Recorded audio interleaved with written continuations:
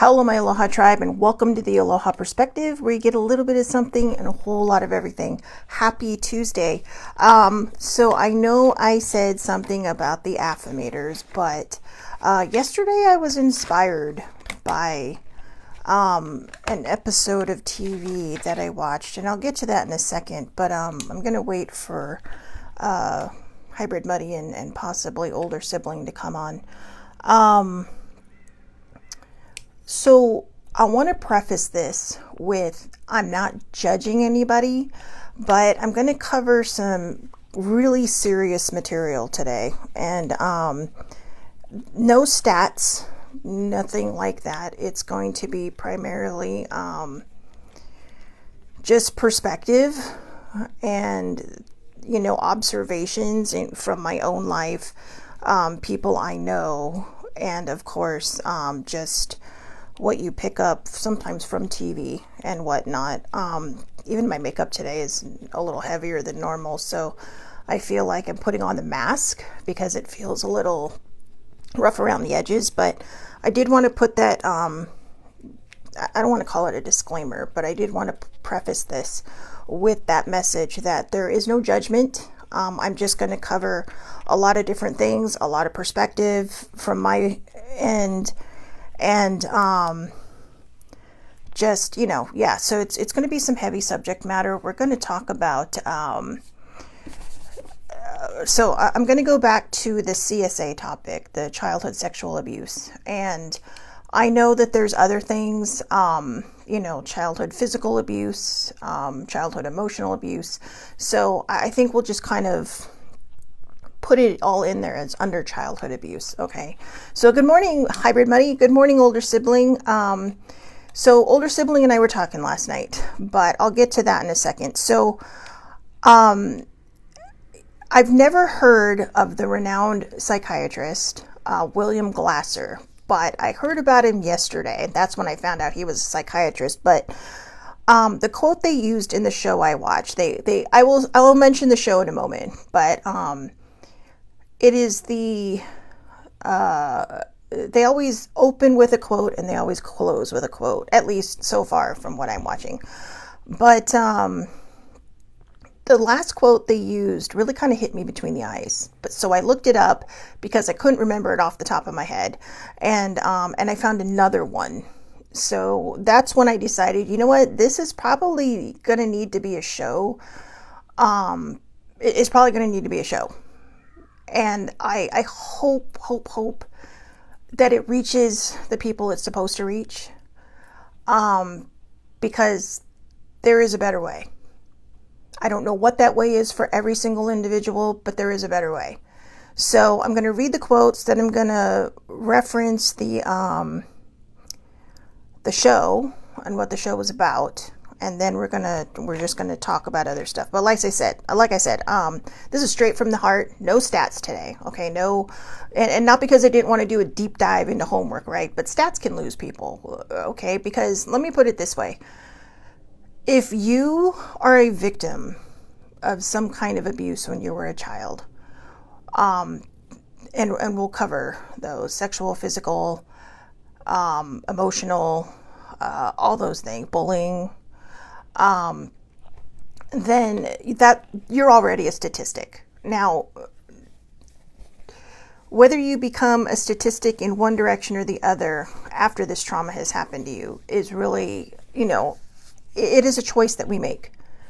And, we may not always make the right choices, but they feel right in the moment, in that time, they feel right. So, like I said, no judgment. All right, so that's the last time I'm going to say that. I have said that several times. Hopefully the message has gotten across. So from William Glasser, renowned psychiatrist: what happened in the past that was painful has a great deal to do with what we are today. And I like that, how that he put that, not who we are today, what we are today. And his other quote: we almost always have choices, and the better the choice, the more we will be in control of our lives. So, and there it says, we almost always have choices. I feel like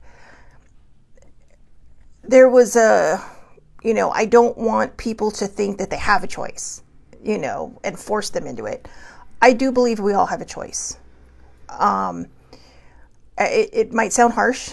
And like I said, that's why I spent 5 minutes, I think, prefacing this with, I am not judging anyone. I'm not here to shame anyone. I'm here to talk about how these things that happen to us can become self-destructive behaviors. And self-destructive to you may seem like the episode I'm about to talk about, but it could be a lot of things. It could be self-harm. It could be, emotional eating. It could be bulimia. It could be anorexia. It could be body dysmorphia. It could be every way possible that you hate yourself and try to destroy yourself. That's self-destruction.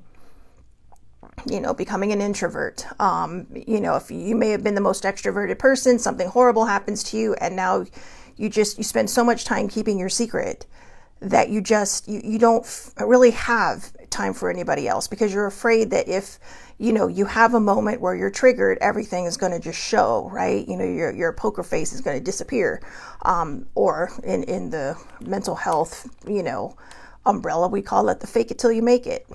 But for those who don't know, I am a survivor, and now I feel like I am in thriving mode of childhood sexual abuse, CSA. So if you ever see CSA and you see a group of people talking about it online, it more than likely has to do with that. It is not some Secret Service agency. No, it is childhood sexual abuse. So I am a survivor of that. The grooming started when I was about 4, possibly, maybe 5. I remember my parents gave me the talk at 5 before I went into kindergarten, but I had to start kindergarten late because of the time I was born, so it could have happened before then. I don't really know. I just remember by then, bad things were already happening. And it went on for several years. I was groomed.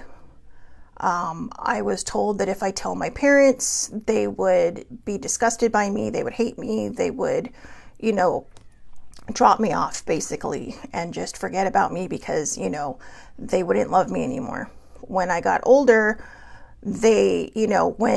unfortunately, when you've been abused for so long, you become weirdly protective of the abuser. And I'm not saying that that's okay, but I'm saying that's what happens to many of us. And as I got older, because my parents both asked me this, why didn't you say anything when you were older? And it's like, because then they said, oh, well, this, that, and the other, when it comes to them. They made it about them at this point. So it was always about them. All right. Even if you become protective of the abuser, here's the thing. It's not your fault. It's not your fault. You were groomed.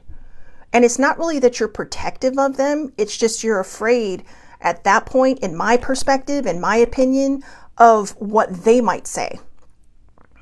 They might say, oh, well, they're lying. And then you're not sure who's going to believe you. There are a lot of children out there that are a lot of children. There are a lot of adults out there that were children that I've met online in the CSA community that tried to tell an adult and they were dismissed.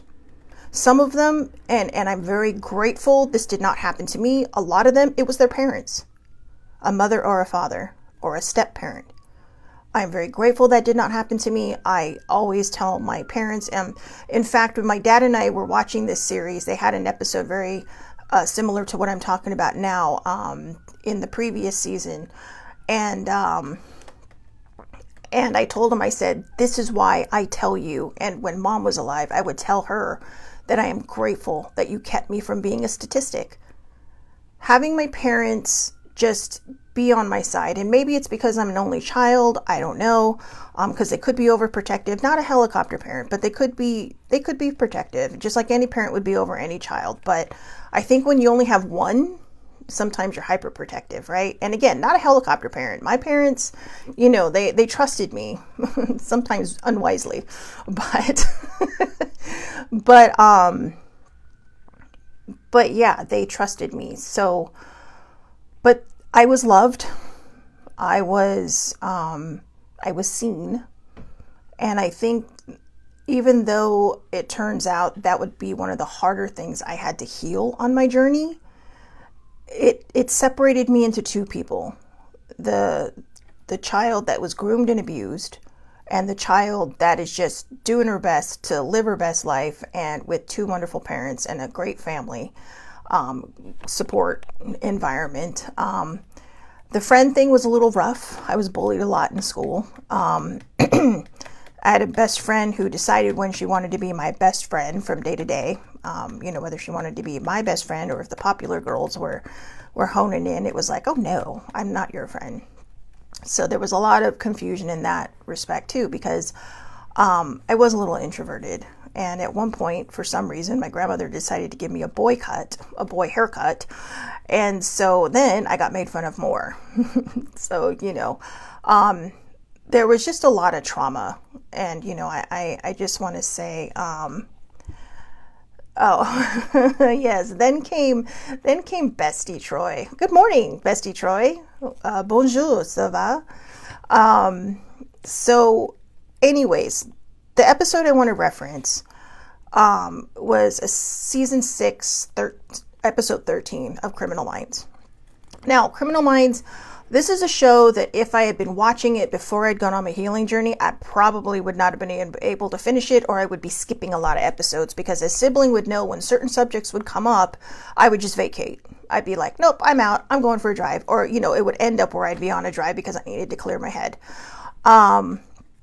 We'll get to Bestie Troy in a sec. I was not that nice to him in high school. But you know what? Here's the thing. Hurt people hurt people. And I'm not making excuses for that 14-year-old kid that met this, 14-year-old kid.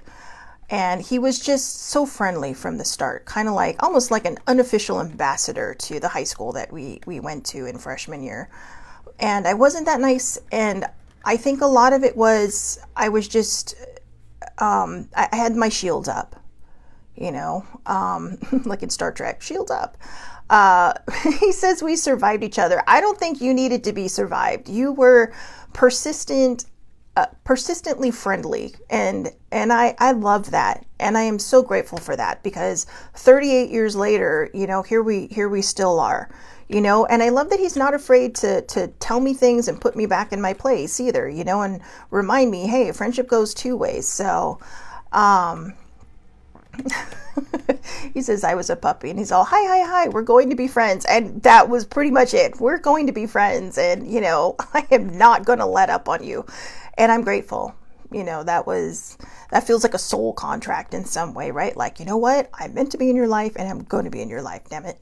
But anyways, the episode yesterday that we watched was season 6, episode 13, called The 13th Step. Now, apparently in AA and NA, there are we all know about the 12-step program. The 13th step is the unofficial, you should not be in a relationship while you're in recovery, or at least the first year of being in recovery, because that's going to be your hardest, right? Well, these two, in the episode, it was very, when it first started, the opening of the, they always do an opening, then they do the credits, then they get into the show, right, where they bring in the rest of the team. And the first thing I told my dad is, I'm like, I said, this feels like Natural Born Killers. So, of course, I go to IMDb. Is this like Natural Born Killers? It absolutely was based on that. But it turns out Natural Born Killers was, kind of just one of a handful of movies based on a real life couple who I'm not going to name because I'm not going to glorify them. I've given you the episode of the show, and it actually says it in there, in the trivia. So you can look it up if you really want to, but I don't want to put that out there to glorify it because it was absolutely horrid behavior. But I did read up on the kid, the guy. By the time he died, he was about 21. But he went on a crime/killing spree, like the two in this show. But he was bullied by his father and by school people when he was growing up, and so I think that kind of added to the issue. Oh, that's so cute. There's a hummingbird out there. Someone's visiting, because it's legit looking right at me. I know you guys must think I'm crazy because you can't see these things. It has a pretty red neck. He's kind of got like little red reflectors on him. I'm not kidding. It shines in the sun. Anyway, but in this episode, what it was based on was, the girl was forced into rehab and recovery, and the guy was just in recovery. He was trying with his ex-girlfriend to get clean, blah, blah, blah. And that's where they met. And this girl was the psychopath. He was the sociopath. So the psychopath is like, nothing's going to stand in my way. The sociopath a lot of times has the tendencies, but will follow someone else. That's the explanation they gave. But their whole basis of all their anger and all their substance abuse was sexual abuse as a child by both of their fathers. One, the boy, it was his father. The girl, it was her father. And I'm going to tell you this now so you don't think I'm talking out of my ass. I'm not going to detail, but I'm going to tell you that my abuse was pretty much as gross, icky, and appalling as you can imagine. Okay? And that's all I think needs to be said, because I don't want to trigger anybody that's watching this that may have gone through something similar. So, and like I said, it started very young. Like I said, I don't want to, it's not that I don't want to get too personal.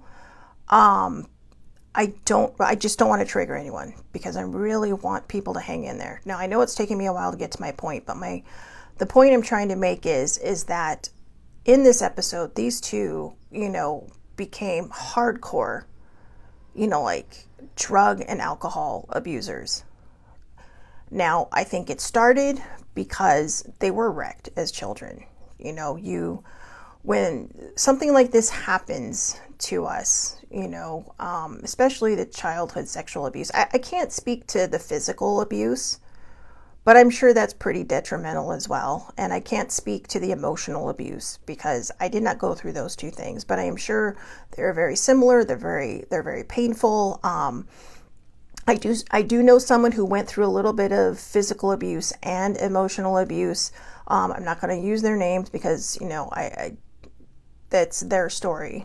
But this is somebody I know very well.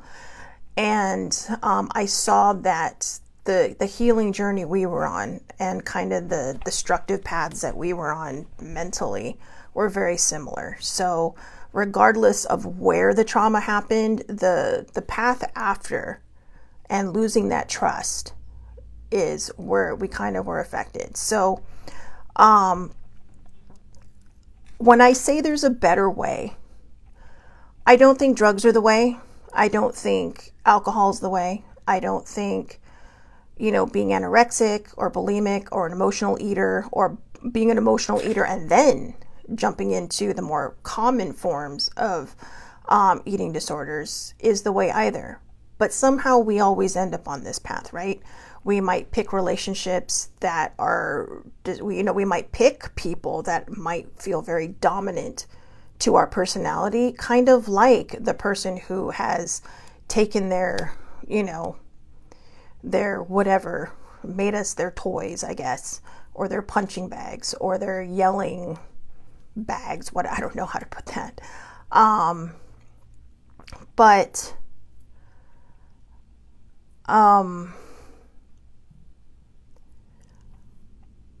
I know that it can probably bring up all those horrible memories. And I think from my perspective, from the shows and documentaries I've watched, from the people I've known, that can lead to the substance abuse, that can lead to the eating disorders, that can lead to the self-destructive behavior, like I put here self-harm, right? Or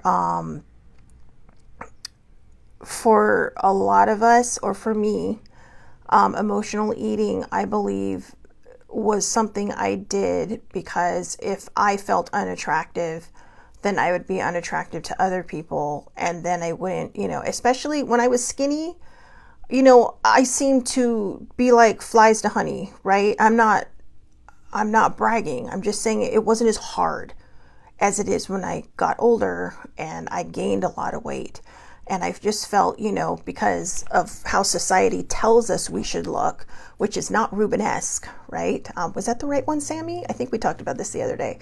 But which is not Rubenesque and more, just fit, attractive, what we see on TV. That seems to be what, is the initial attraction. And I figured if I wasn't that person, then I didn't have to worry about someone loving me. I didn't have to worry about being in this relationship. I didn't have to worry about, someone seeing my body or sharing my body with somebody else. I've never had a relationship in the healthy state of mind that I am in now. The other day I mentioned how long I've been single.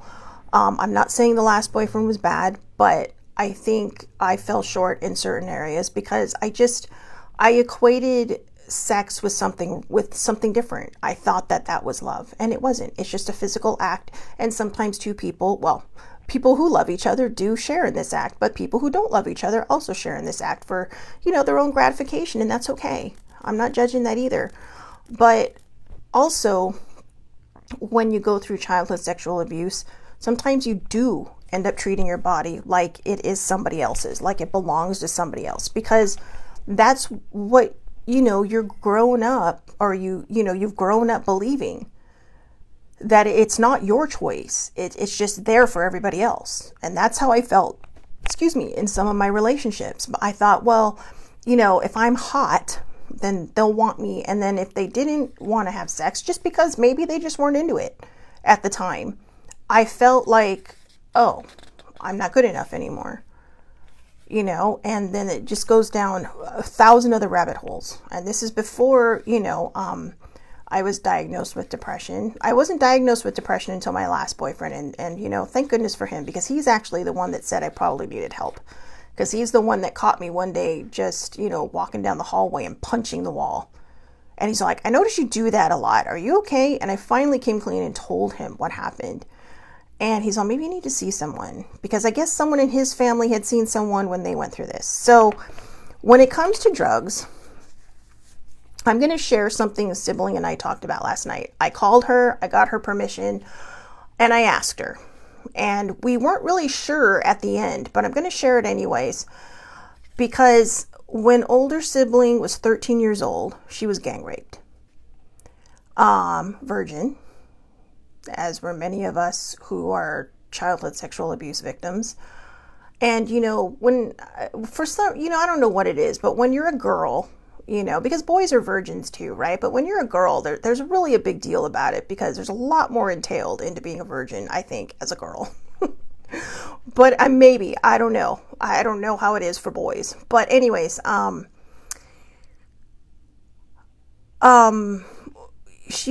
so there you have it. She was gang raped and was by people she knew. And I'm going to stop there, because she's very private about who they were. I know who they were. But, but it happened. And it was angry. It was spiteful. I mean, what rape isn't, right? But it seemed just extra ew. Excuse me. I'm sorry. So I asked her, because I knew that she had gotten into drugs. We've talked about that a lot. And with everybody, sweet little Laura, not our Laura. That was my parents' Laura. No, not our Laura. It's not just Laura. It's not our Laura. But yeah, there's no animosity there. Just kidding. But anyway, that's a form of self-harm. Okay, some people cut, some people do other things. Oh, yeah, I remembered something I used to do, and it didn't make sense till I was older, so I'll go back to that. But when older sibling and I were talking last night, I was like, did that lead you to drugs? And she's like, well, I don't know, because, I'm going to kind of put our conversation into a chronological timeline as opposed to how we had it last night, which was like trying to figure it out. So older sibling at the time, her mother was an alcoholic, and so there's a lot of things that, even though she says, well, I was still young, and I didn't really know, I think in her heart she did, but because we talked about this and we kind of worked through it. And I was like, well, when you're young, even as a new teenager, you're protective of your parent, especially a parent that's in a version of the entertainment industry, because you don't want them to lose jobs. You don't want them to be ostracized. And, you don't want people to judge, most importantly, somebody that you love and that you care about. So, I think her protection kind of masked the reality that she knew she was living. Older sibling was basically born an adult. Okay. I always tell her that. It's like, you were just born organized and being that person. And so, We talked about it, and I asked her, I said, well, do you think that got you into drugs? And she's like, I don't think so, because, I think it was the people we hung out with. But then we moved into, but I think, once I did it, it helped me realize, or it helped me remove, because she saw I was still having all those bad, feelings and the memories and all this stuff constantly rushing at you, right? I mean, I can't imagine that kind of trauma. I know people would say, what do you mean, Shelley Marie? You were like 8 years old when the worst part of your trauma happened. But the thing is that mine was gross, yes, but it wasn't angry. And what she went through, whoever goes through rape, it's usually angry. It's angry. It's someone angry at something, or someone treating someone like they own them or whatever. And like I said, this isn't a definition I read online. These are people I have known, people I have read about in the groups I belong to, and of course, older sibling. And I'm trying not to get emotional because it makes me so angry what happened to her.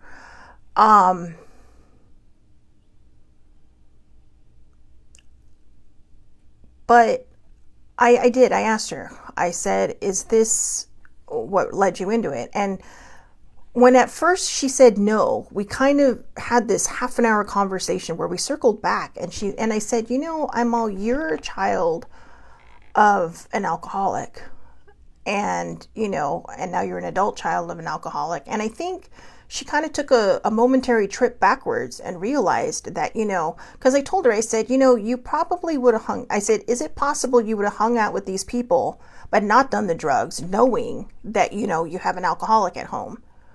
But I mean, older sibling she's fun. She's fun to be around. She's the life of the party. And, she's much like her mom. She's got this very buoyant personality. And I think that even if they had offered her drugs and she said no, I do believe they still would have been her friends. It'd be like, yeah, okay, cool, whatever, because it didn't feel back then that it was a lot of peer pressure. It was just kind of, I don't know, because I wasn't around in 1971, but I think a lot of it is that it felt like that era, right? Like the flower child era. It was just kind of like, yeah, cool. I'm going to share my pot with you or whatever. And if you didn't, it's like, yeah, it's cool. And they blow it in your face anyway. So don't think I haven't hung around potheads, but, and I'm not going to lie, I've partaken, and I don't think, it doesn't really agree with me. I come down way too hard. And yeah, drugs, unfortunately, drugs just don't work for me. No, seriously, that was probably a good thing. But when we finally finished our conversation, and, the questions that we had kind of journeyed through, she kind of came to the conclusion that she does possibly believe that she started drugs because of what happened to her. Because she says, yeah, the memories were there. Because I asked her, I said, if this didn't happen to you, do you think you would have done it? And she, then she came to the point where she said, you know what? I don't know. At first she thought, yeah, because, her friend and her were just, and an older sibling can be a people pleaser, but people pleasing can sometimes come from the fact of something bad that's happened to you. This was a trauma that happened to her in her life. And people pleasing can come from trauma. People pleasing can come from being a child of a substance abuse user. Because, you get to the point where she's kind of like, I don't want to get in trouble. I don't want to be yelled at. I don't want to be hurt. I don't want to be hit, And so you're just kind of like, I forgive the term I'm going to use, but you kind of kowtow to the moment and the person because you're protecting yourself. But in the conclusion of what we went through, she says, you know what? As she was thinking about it, it's kind of like, yeah, I'm not sure I would have tried the drugs if this event had not happened in my life. Now, she had a bad acid trip because, as the people say, pot is the gateway drug. Pot for me was a gateway drug to shrooming. And I only did that twice. And again, I didn't even get it because I was just basically some kind of philosopher when that happened. so it's kind of like, okay, whatever. And so, yeah, drugs just never did it for me. But I think growing up too, my parents were very strict. Don't you ever do this? Because I had two cousins that ended up in recovery. So and having seen that as a child, and the spiraling and the downfall and what is the word I'm looking for? The fallout with family, I think was enough to be like, no. So that, I think, what, everything, I know a lot of people don't like the term everything happens for a reason, but I sometimes wonder what would have happened if I didn't see that as a 9-year-old, who was still going through what I was going through. But, and she still had to see those guys at school every day. So knowing that now, because I forgot about that, knowing that now, I'm going to be honest, this is my own assessment and perception of what older sibling went through. If she didn't have to see those boys every day, if that event never happened to her, I don't think she would have been into drugs. I don't. I think she would have been the one sitting there being responsible for everyone and being the lookout for everyone, instead of just partaking. And I don't know that for a fact, but older sibling she's, I specifically call her older sibling, not because, she's just because she's older. I mean, that's what I say. It's like, I always refer to her as older sibling. And when I talk to her, I refer to her as sibling. She's my best friend. She's been my best friend for 22 years, 26 years. Sorry, sibling. But yeah, I'm not sure she would have been, because she's the one that's kind of like wants to protect everyone. She'd be the lookout. But she did have a bad acid trip, which I think started making her think about the drugs. And then the girl that she actually got into drugs with, her friend that was with the other group of friends, or was with her when they met the other group of friends that got him into drugs, she OD'd. And unfortunately, she passed away. And that was enough to kind of snap older sibling too. Now, forgive me, older sibling, because I promise I'm not trying to throw you under the bus here, but she is a grade A people pleaser. And I get that because I've been a people pleaser. When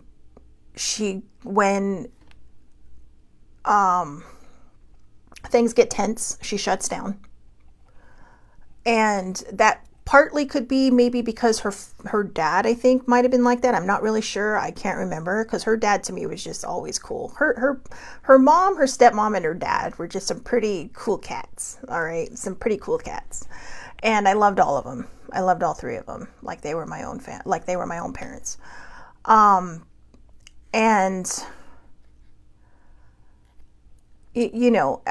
she would shut down. And when I was before I went on my healing journey, God, I could be horrible. I was definitely a hurt person, hurting people. And I think there were two ways to go. I think you could be someone like me who was a hurt person hurting people, or you'd be like someone like older sibling who just shuts down and, just kind of tries to la the world away and hope that it just stops. And, I'm not proud of those moments. And one of the reasons I share it is because I think when we go through this stuff, when we go through all this pain and all this, trauma, I think we lose ourselves. And I could have turned to drugs and alcohol. I could have probably more alcohol because I worked for a bank, so we did have drug testing. But before that, I probably could have. I would never have known where to get drugs. I mean, come on, you know what? I'm kind of a square. Well, I mean, not that that's being a square, because I do not advise that. But it was also a choice. However, I did become an emotional eater. And that was just something that added to my body image issues, my body dysmorphia, my just lack of self-love for myself. And in a way, that was my way of self-destructing. That was my self-harm. At one point, I had promised baby sibling and older sibling that I would not take my life. After my friend took hers, I was like, I have to make this promise, and I can't make it to myself because I will not keep it for myself. But I entrusted older sibling and then baby sibling with that promise. And it sticks in my head. But then I realized, after I had gained about 25 more pounds, that I was eating my way to death. My heart can only sustain itself at a certain weight for so long. And I've been lucky, knock on wood, so far. Very, very lucky. I've known people who were less destructive than me that died from heart attacks before they turned 50, or who had heart attacks and survived before they turned 50. And I just thought, you know what? I can't keep pushing this envelope. I can't keep tempting fate. I don't know. I mean, according to my cardiologist, I have not done any damage to my heart that hasn't already been done when I was born. I will probably need a valve replacement at some point because the valve I was born with was reconstructed, not replaced, as we thought. But he told me, the more you chip away at your weight, the less a surgeon has to chip away at you. And he's right, because I just saw a commercial the other day for a valve replacement that's done as a transcatheter, which means they go through your leg, basically, if I remember that procedure correctly. But anyways, sidetracking. I was not a good person before I started to heal. And bless her heart, older sibling, no matter how much I would make her go into her shell, she never quit on me. And because that was my self-destructive behavior, was pushing people away and hating myself, and then hoping that I could be such a horrible person that other people would hate me too. And she didn't. She didn't quit on me. She never quit on me. And this is a girl who had been through her own trauma, who, did have to grow up with an alcoholic mother, who had a relationship that was pretty destructive at one point.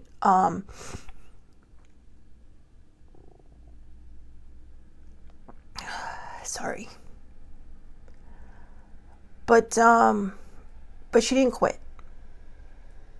because she has this inherent belief in people that there's always some good in them. Sometimes I wish she wouldn't trust so much. It makes me worry about her, but yeah, so I'm sorry. I am sorry. I didn't think I would get emotional.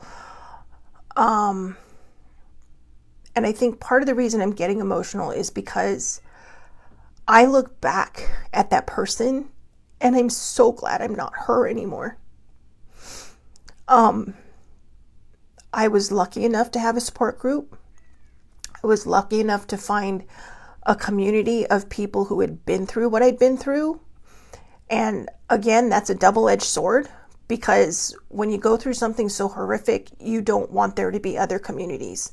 You don't want it to be something that you can share with somebody else. But it does become something that you can share with somebody else. And eventually you get to the point where you help each other grow. And if someone ends up a little farther along their journey, they will take your hand and take you with them, or try to. That's why I'm sharing this. That's why I didn't want to do stats, because I saw this episode and I saw, even though it's a semi-exaggerated version of what can happen, it really isn't. Because like I said, it is based on a real life couple. And there's been a handful of movies made about it, about them. And the girl was only 15. The girl was only 15 at the time. But, so she kind of went along. She was kind of the sociopath that went along with the psychopath. And in this one, I mean, these people were just killing people for no reason. And they were loving it. They were enjoying it. They were getting high. They were getting drunk. The girl just, she would try to use her body to seduce people and then beat the shit out of them if they tried to touch her. So she was already mentally gone. The dude was already mentally gone. And, you know, the level of self-destruction that happened in that show, just, you know, like in 45 minutes, you're just like, whoa, shit.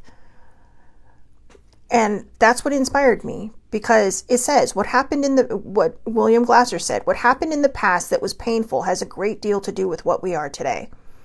And I think that can go both ways. Now, in their case, in the fictionalized show, they became completely self-destructive and took out everybody in their wake. Or everybody, not even in their wake, because that's behind them, right? Everyone in their path. And left a string of destruction in their wake. And they didn't care. They didn't bat an eye. At one point, the guy even goes to like an AA meeting and then shoots everybody there because the guy asked a question. And it was a question he didn't like, but it was a question that was necessary. See, here's the fun thing about healing. And I say fun very sarcastically. It hurts. It's hard. There are things you are going to have to face that you didn't want to face. There are memories you were going to have to face that you didn't want to face. I can't imagine going through what Sibling went through and having to see those people every day at school and not say anything. She never told a soul. You know, and she told me yesterday, it took me a long time to come to terms with this. And, you know, she went down the substance abuse road, and like I said, sadly, what snapped her to was losing her friend. You know, and I'm grateful that it snapped her to, because that could have sent her spiraling even more. But that's why I say that Sibling has always had a straight head on her. She's always known. She's always been very perceptive. She's always, you know, been able to really kind of read people's energy and how bad they are. And she's also very observant. And she sees, you know, she'd be like, no, this person's full of shit. I mean, she wouldn't say it like that, but it's like, no, you need to not trust this person. And, you know, but I think also the choices that we've made led to her being an overly trusting person. It's like, well, I'm going to jump in feet first, and then if it goes wrong, I'll walk away. But it doesn't always work that easily. And then there's me, who's just like, nope, you know what? You better climb Everest if you want to earn my trust. It's not that bad, but it's pretty close. But she's teaching me how to trust. She's teaching me how to discern. And she's teaching me that, you know what? You're not always going to know. If that person comes into your life and they hurt you, you know, like they break your heart, they break your trust, then you know better, right? But what lesson did you learn from it? So she teaches me that trusting is a lesson as well. Somewhere we're meeting in the middle, where she's starting to learn to just kind of, you know, use a little bit more discernment, and I'm learning to trust a little more. So, you know, I feel like this is some teamwork happening here, you know, and Sammy, I ran this by Sammy yesterday, and thank you, Sammy, because she's been, you know, she takes time, both of them take time out of their day to pop on and to listen to the show. And I thought, you know, what do you think about this? And she's like, I think it needs to be said. I think it needs to be heard. And so thank you for that encouragement. Thank you for, you know, giving me you know, sometimes I'm not sure. And I think I'm not sure more because I'm not sure if I'm okay or ready to talk about things. I do believe I'm thriving.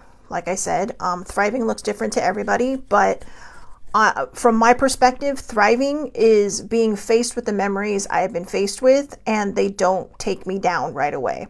They've been trying, and I'm telling you, since we talked about this last week, almost every night when I close my eyes, it's almost like something's poking at me and going, poke, poke, poke, poke, poke, come on, come on, come on, you know, have a spiral, downfall, blah, blah, blah. And I'm just like, you know what, fuck off. No. Because that wasn't my fault. And those are the most important words you will ever have to say to yourself. This was not my fault. If you are a child and you are somebody who's been, you know, harmed in any way, tell someone. Now, this can also be a double-edged sword, because sometimes people will not believe you.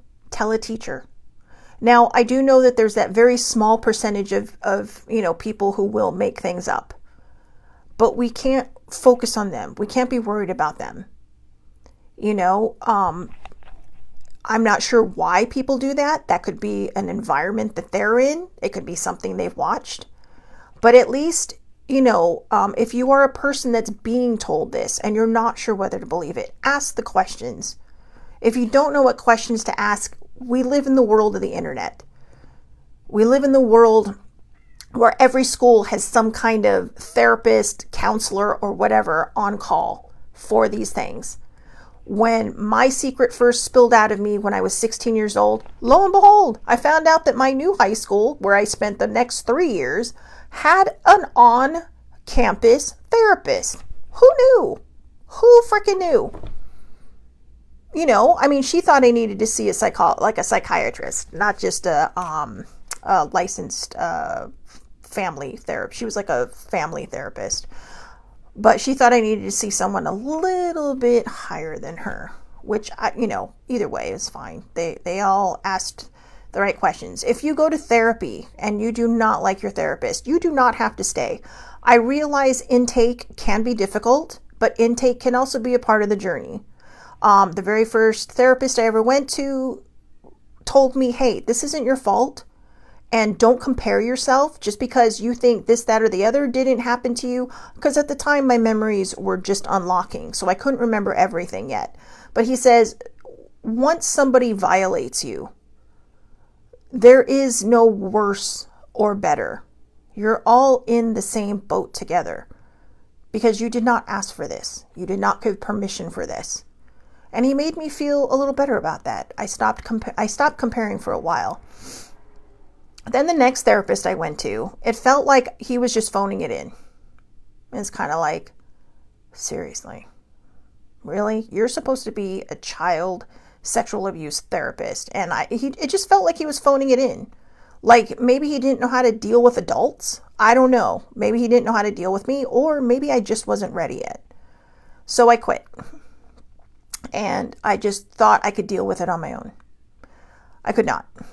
Then when my friend passed away, I was already in the throes of telling sibling, I'd just gotten back on my antidepressants, and I told sibling, it's like, I really need to see somebody. I really need help.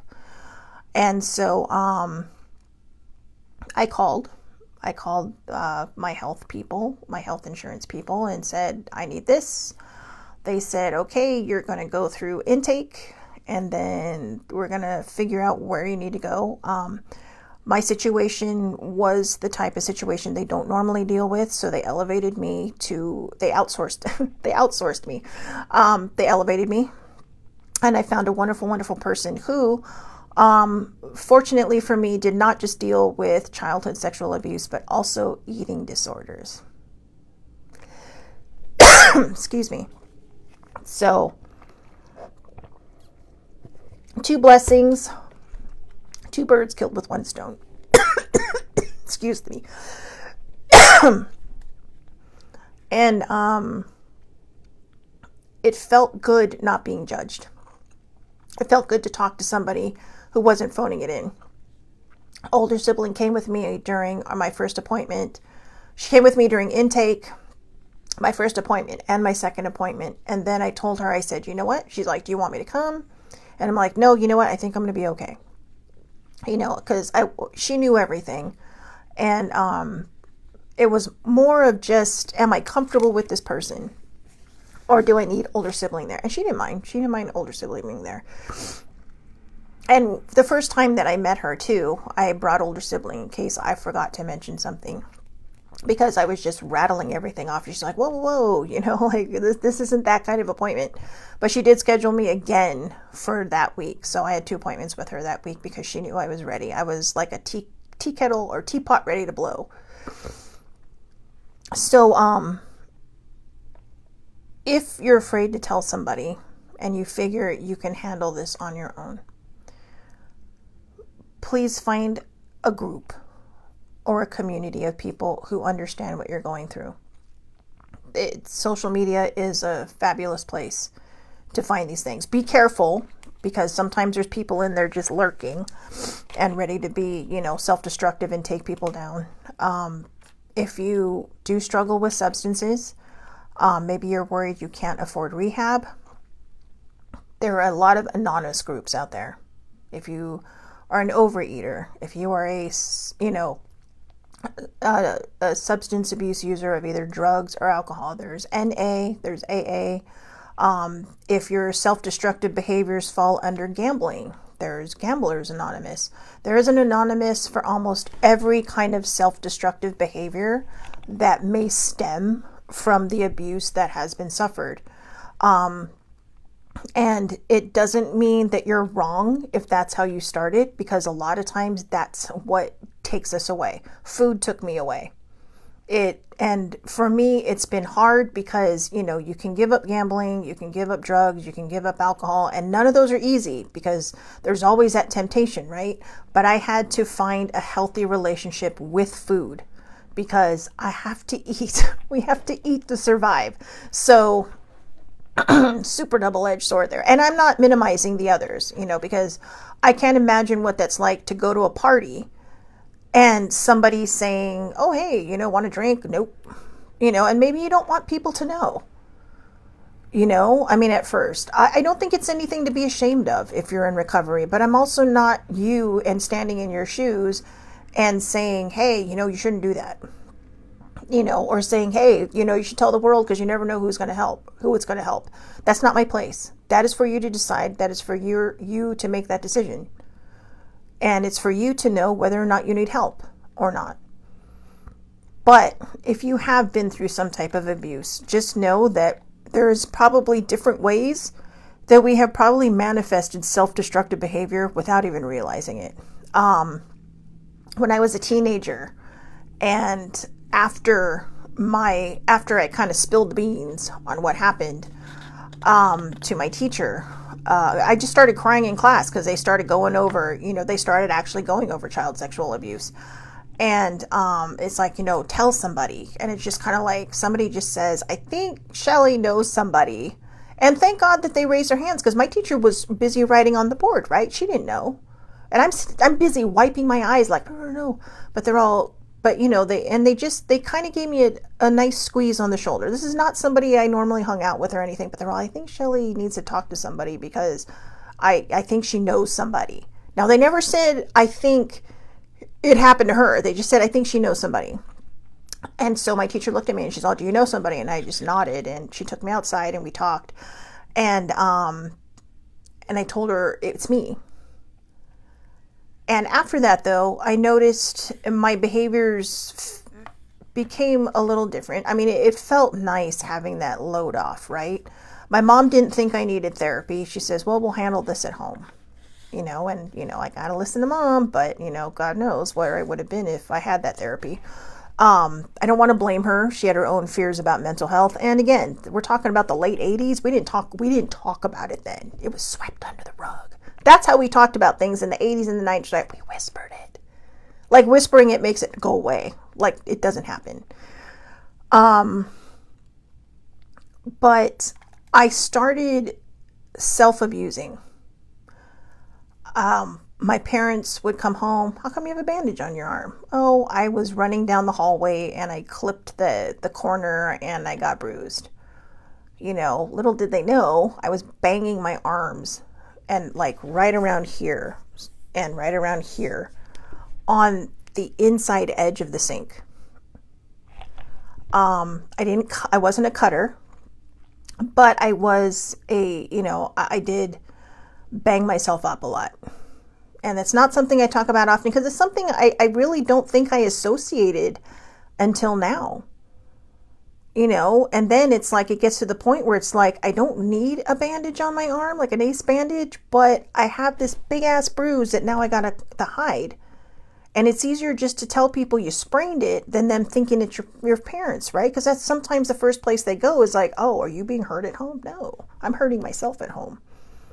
And then more questions come. So healing and the healing journey, when you've been through trauma as a child, can be very upending. It can be scary. The biggest thing I can tell you is you have to get comfortable being uncomfortable. But I promise you, when you make it through, it's worth it. That journey is worth it. To have the memories that are popping up in my head now for some random reason, I don't know why after all this time it's suddenly happening again. But to have them pop in my head and to be able to brush them away the way I can now is a level of power I never thought I would have. And maybe it's not about power, maybe it's about strength. Maybe it's about the realization that it wasn't my fault. I didn't ask for this to happen to me. I didn't want it to happen to me. I wouldn't wish it on my worst enemy. There's a lot of stuff going on in the news right now about a certain group of people and, files and lists. And we keep forgetting about the victims. We keep forgetting about the victims. And the thing is, when you're groomed and then you're threatened, because people will say, well, how could they let this happen to themselves? Sometimes when you're put in a situation that you think is going to be totally normal because, you trust these people, you think that they have your best interest in mind, then all of a sudden they make you do things and then they threaten you. Well, I'm going to tell your family. They're going to think you're a dirty whore. This, that, and the other. They're going to say horrible things. And, even if you're old enough to know better, you're also at the age where you're just not sure what other people are going to think of you. And if you've already struggled with, your own self-worth and your self-love, they're going to prey harder on you because you're basically what they're looking for. And I'm not saying that that's wrong to struggle with these things. I struggled with them. I just got very lucky in my life to find the right group of people to basically protect me, to be my shield until I could heal myself. Sammy, older sibling, bestie Troy, baby sibling, my parents, some of my cousins that knew what happened to me, just not to the extent of what happened to me. I was very fortunate in that department to have these people. Not everybody's that lucky. Not everybody survives the journey. There are people who will take their own lives because it just becomes too much. The drugs don't work, the alcohol doesn't work, and they may OD, and they may OD on purpose, or they may just keep taking the drugs because it's just, the memories and the pain are just too much. It's not fair of us to judge people that go through, any of these addictive behaviors. Or sometimes when we pick, I don't want to say wrong or incorrectly, but when we pick unwisely in relationships. Like I said, I think part of right now that the one thing, believe it or not, I'm gonna tie this up with something a little bit more on the level of being less traumatic. I think one of the reasons I've been afraid to be in a relationship and why I've been single for so long is, especially now that I've healed, I don't know what it's like to be in a healthy relationship. I mean, I'm not trying to dismiss the people I dated before, but I don't. I picked a certain type of person that had a bit more of a dominant presence in my life. The last boyfriend was probably the healthiest relationship I ever had, but even that was a little unhealthy. He, some of the choices he made were not healthy for me or him. And I have a somewhat addictive personality. So, I almost went down the wrong rabbit hole. And at one point I realized that my drinking had increased significantly every day. And I was like, whoa, I would mix a certain type of drink and it would take me about a month to go through this bottle. Then all of a sudden it was taking me about 5 days to go through this bottle. And it's kind of like, this is not good. This is not good. That might also be why I turned to eating again. But, anyways, so yeah, I think sometimes we just don't know. But, okay, so I know we were kind of all over the place. I hope I got my point across to everybody. It is a bit of a deep dive and a bit of a hard talk, but I hope it helps somebody make a choice that's better for them, because sometimes, even though healing can be really, really hard, quitting substances is even harder. because now you're faced with your own demons and new demons. And, you know, that I think that's why sometimes people don't survive their journeys, because there's just so much pressure. And that's one thing I want to talk about too. Please don't pressure yourself. All right. Healing is hard. And to anybody out there who is going on this journey, who is on this journey, who is in the realization point that they need to go on this journey, my love is with you, because I know how hard it is. So, thank you, Sammy. Sammy says, I think you got your point across well. Someone needed to hear this today. I hope it helps somebody. I do. I'm here if you have questions. You can find me on Facebook. You can find me on this post. These lives are public under Shelly Marie Lucas. You can find me on YouTube. You can find me on Twitter under Shellbell's Quest. YouTube is the Aloha Perspective. Instagram is under either GoalieFan1973 or Shelly Marie Lucas. I think it's under Shelly Marie Lucas. I'm a mess. But anyways, yeah, so thank you to Older Sibling and Sammy for popping on. Thank you, Older Sibling, for letting me share your story and for sharing a little bit more that I didn't know about, or I forgot about, sorry. But, and also thank you for not letting me become the ultimate statistic. You know, I do appreciate that. My parents kept me from becoming a certain type of statistic, but Older Sibling kept me from being the ultimate statistic. And I appreciate that. And so did Bestie Troy. Bestie Troy, you know, in high school I talked about that, where I was ready to just kind of end it all. And he checked in on me every day for about the rest of sophomore year. And then we got it to the point where it was just like once a week we check in on the weekends and make sure we're both hanging in there and doing okay. So there's a lot of thank yous I can give out.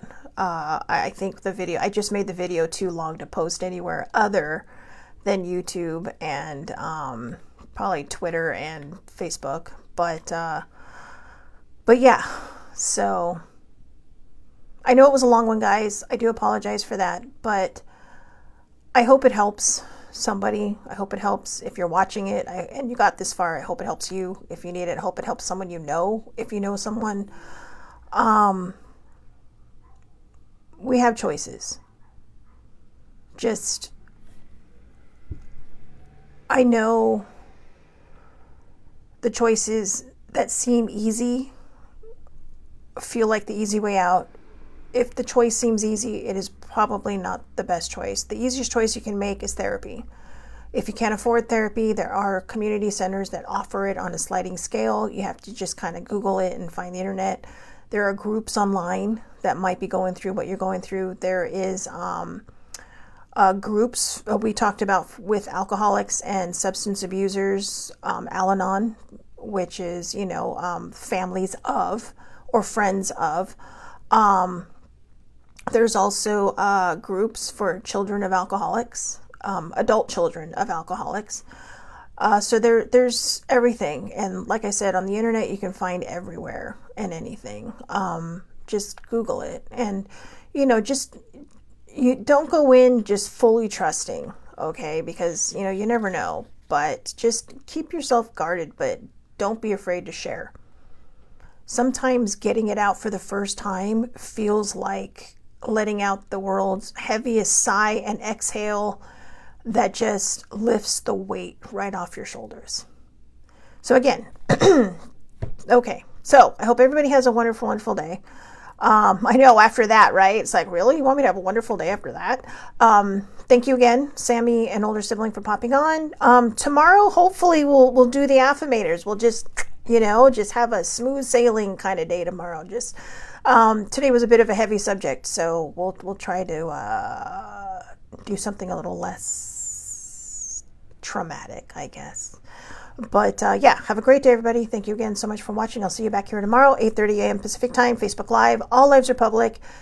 Anybody can watch under Shelly Marie Lucas. And yeah, I'm also on YouTube and across the social media board. So have a great day, everybody. Thank you again, ladies, for popping on. Thank you again, Bestie, for popping on. Thank you again to all the people that keep popping on that I can't see. I appreciate it. And I will see everybody tomorrow. Have a wonderful day.